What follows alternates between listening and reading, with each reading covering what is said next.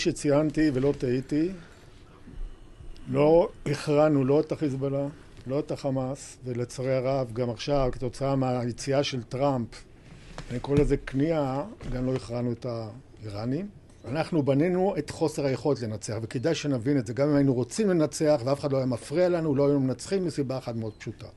קונספציה שהשתרשה לפני 20 שנה. כלומר, מי שעדיין מאמין שאפשר לנצח רק עם מטוסים, הוא טועה בגדול. ומה שקרה באיראן, משפט אחד. דרך אגב, כאן אני מסכם ואומר, לא שאנחנו צריכים לקבל מנדט, גם אם ייתנו לנו, אין לצה"ל היום יכולת להכריע, כי הוא בנה צבא על רגל האחד, חיל האוויר, ושכח שתי רגליים מרכזיות, יבשה וחיל הים.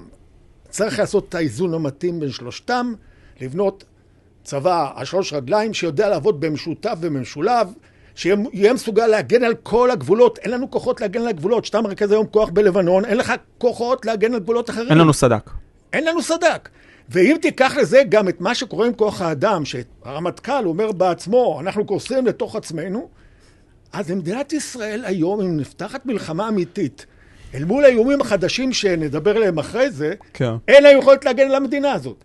אבל עוד מילה, לגבי איראן. אחת הטעויות הגדולות ביותר שקרו לנו עם האיראנים, אני אומר לארצות הברית וישראל, שהם לקחו את המודל של עמקה לביא, זה לפני שנה, ההתקפה, הרסנו להם, פגענו להם במטרות, וחשבו שצריך לעשות עכשיו יותר בעוצמה. האיראנים הבינו שהם לא יכולים להילחם מטוסים ושל ישראל וארצות הברית, והם הלכו לטקטיקה אחרת לגמרי, אסטרטגיה. אנחנו נלחם בכלכלה של העולם, משם נכריע אותם. אף אחד לא לקח את זה בחשבון. סימולציה הכי פשוטה, כחול לבן. הם חסמו את מצרי הורמוז, וברגע כזה הם הפכו את כל העולם לנפגע, כלכלית, אנרגטית. הם הבינו שזה יהיה לחץ... שהרבה מאוד סחורה עובר דרך המבצר עצמו. כן, 20% מהנפט של העולם. והגז. 20%, נכון? משהו כזה. כן.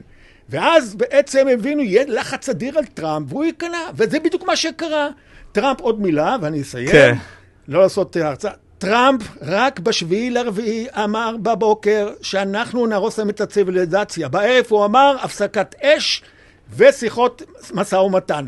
בעצם הוא הקריא דה פקטו במטרה המרכזית שהוא רצה להכריע, במשטר הנורא האיראני שהוא יותר חמור מזה שהיה לפניו.